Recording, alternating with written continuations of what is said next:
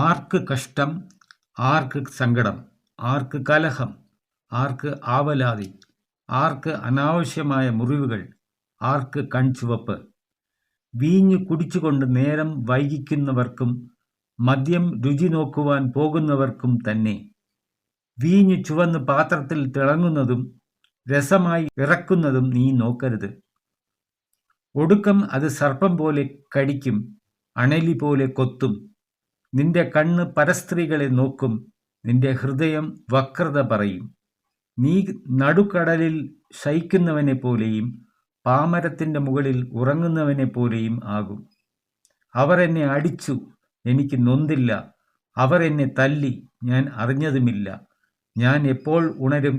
ഞാൻ ഇനിയും അത് തന്നെ തേടും എന്ന് നീ പറയും.